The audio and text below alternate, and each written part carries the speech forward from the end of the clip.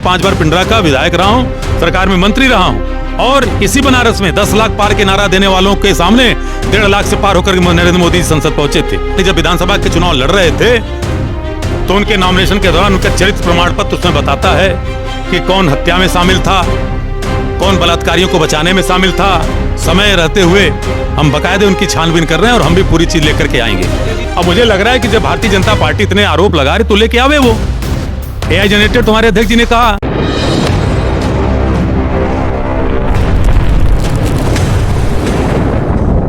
आज उत्तर प्रदेश कांग्रेस कमेटी के शीर्ष नेतृत्व के निर्देश पे प्रदेश के 18 मंडल मुख्यालय पे प्रेस वार्ता की जा रही है और इस प्रेस वार्ता में लगातार आप सब देख रहे हैं कि भारतीय जनता पार्टी सरकार के सह पे उनके मंत्री, उनके विधायक, उनके पदाधिकारी, उत्तर प्रदेश के कांग्रेस अध्यक्ष, वाराणसी के पूर्व लोकसभा प्रत्याशी, लोकप्रिय नेता, 5 बार के विधायक और पूर्व मंत्री रहे संजय राय जी पे लगातार आपत्तिजनक अमर्यादित टिप्पणियां की जा रही है। उनको अपराधी दिखा करके कहा जा रहा है कि उनको जेल भेजा जाए, उनके पुराने मुकदमे खोले जाए। तो इस विषय को लेकर के हम प्रेस वार्ता कर रहे हैं। बार बार ये कह रहे हैं कि अजय राय जी ने गुनाह क्या किया था, क्योंकि भारतीय जनता पार्टी का कोई मंत्री, नेता वो जवाब नहीं दे पाता। बुंदेलखंड के महोबा में एक दलित छात्रा के साथ 16 दिन तक उसके साथ बलात्कार किया गया, सारी मानवता को तार तार करते हुए कुकर्म किए गए। एक भी भाजपा का नेता, मंत्री तक नहीं जाता और जब हमारे अध्यक्ष अजय राय जी महोबा जाते हैं तो पहले उन्हें जाने से रोका जाता है और जब उस बेटी के दुख में साझा होकर के वो निकलते हैं या दुख को साझा करके उनके परिवार के साथ निकलते हैं तो उसके बाद एक आरोप चलता है। इसको लेकर के श्री अजय राय जी ने खुद कहा कि जिस वीडियो को लेकर के मुझे बदनाम किया जा रहा है वो AI जनरेटेड है, लेकिन उसके बाद लगातार उनके ऊपर हमले किए जा रहे हैं। और ये भारतीय जनता पार्टी आज जो है लगातार जो शुचिता का पाठ सिखा रही है, कह रही है कि अपराध मुक्त समाज बनाया हमने, भ्रष्टाचार मुक्त समाज बनाया है। अरे भाई, NCRB इनके केंद्र सरकार की है। NCRB के आंकड़े कह रहे हैं कि अभी हम आप बैठे हुए हैं, उत्तर प्रदेश के किसी कोने में किसी बहन, किसी बेटी के साथ बलात्कार हो रहा होगा।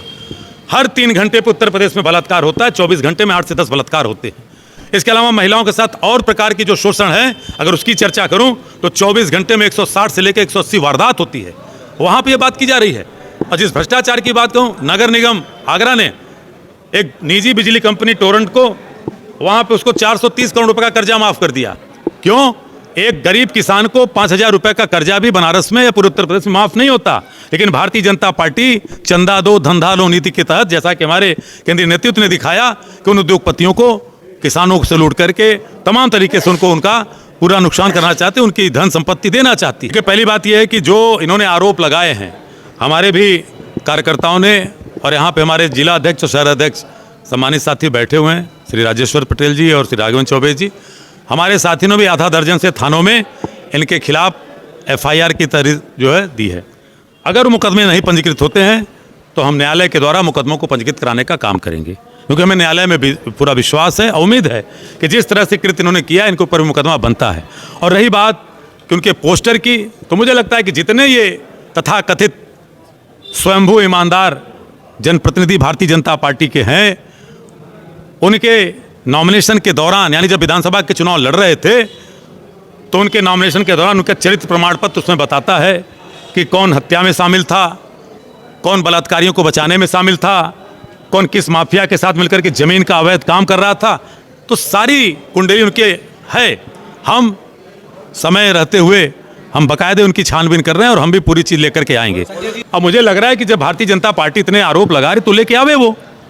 AI जनरेटेड तुम्हारे अध्यक्ष जी ने कहा, अगर हम करते तो हमारा वीडियो कहां से आता। तो इसलिए ये जो आरोप लगे हैं उसके लिए तो हमने कहा बार बार।